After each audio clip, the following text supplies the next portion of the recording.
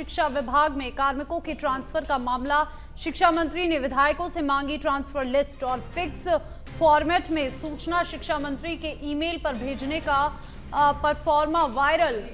और देखिए, वायरल परफॉर्मेट के ट्रांसफर के लिए विधानसभा क्षेत्र से संबंधित पद स्थापन की सूची मांगी। 20 अगस्त तक विधायकों को सूची भेजने का निर्देश। सच बेधड़क नहीं करता वायरल ट्रांसफर फॉर्मेट की पुष्टि। देखिए, ये जो फोटो वायरल हो रही है, वायरल फॉर्मेट में ट्रांसफर लिस्ट भेजने की ये जो फोटो है, ये काफी वायरल हो रही है। विधायकों से लिस्ट मांगी गई है। सच बेधड़क नहीं करता ट्रांसफर फॉर्मेट की पुष्टि। शिक्षा मंत्री ने विधायकों से मांगी ट्रांसफर लिस्ट की सुझाव मांगे हैं। शिक्षा मंत्री ने विधायकों से ट्रांसफर लिस्ट मांगी है, मेल के जरिए मांगी है। और देखिए, फिक्स फॉर्मेट में सूचना शिक्षा मंत्री के ईमेल पर भेजने का मामला। ज्यादा जानकारी के लिए लोकेश ओला हमारे साथ सीधा फोन लाइन पे जुड़ गए हैं।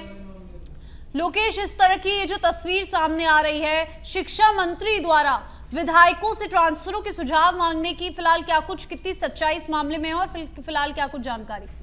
में ट्रांसफर को लेकर जो कवायद लगातार एक बार फिर से शुरू हो चुकी है और इसी कवायद के बीच शिक्षा मंत्री की ओर से विधायकों से उनके प्रस्ताव मांगने और उनके जो द्वारा जो कार्मिक कहाँ लगाने हैं और किन किन कार्मिकों का ट्रांसफर करवाना है, उनकी लिस्ट है वो मांगने का मामला सामने आया है। दरअसल एक फॉर्मेट वायरल हो रहा है जिस फॉर्मेट के अंदर जो कर्मचारी हैं जिनको स्थानांतरित करना है, उनकी अभिशंसा की जो रिपोर्ट है वो शिक्षा मंत्री की ओर से मांगी गई, जिसमें कर्मचारियों के नाम, पद नाम, नए जिले और नई जो ट्रांसफर के स्थान है, उन सब की सूचना वो मांगी गई है। हालांकि सच बेधड़क इस वायरल जो फॉर्मेट है उसकी पुष्टि नहीं करता है, लेकिन फिर भी जिस तरह से लगातार कई बार देखने को मिलता है कि शिक्षा विभाग के अंदर जो तबादले होंगे और उस तबादलों में सबसे अधिक जो विधायकों की सुनी जाती है, विधायकों के अनुशंसा पर ही नई जो पोस्टिंग है वो कार्मिकों की जाती है। इसी बीच जो फॉर्मेट जारी किया गया है, उस फॉर्मेट के अंदर शिक्षा मंत्री की ईमेल आईडी है वो भी बताई गई है और 20 अगस्त तक ये प्रस्ताव है वो भेजने के दिशा निर्देश है वो इसमें दिए गए हैं।